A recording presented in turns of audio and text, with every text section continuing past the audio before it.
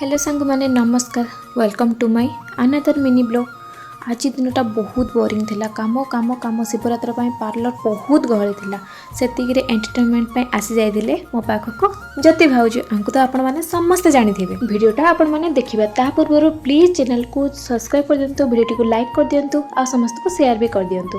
तापर स्टार्ट होता ज्योति भाउजों hair wash and तांकर हेयर कटिंग। से भितर देखो तांको झील केते मस्ती ये करदे। फाइनाली ज्योति भाउजों को सब कम ये सर जाइए। Hair wash hair cutting and तांको आईब्रो करार थिला। तांको मो सर्विस बहुत भल लगिला। तो ये फोटो वीडियो दुईटा आम नहीं गलु। से भितर देखो झीर कुनी कुनी कथा भी शुणी दियो। मो कहीं दियो दबो नहीं घर को नहीं जीवो।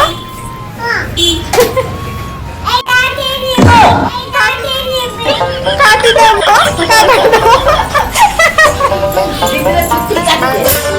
ओहो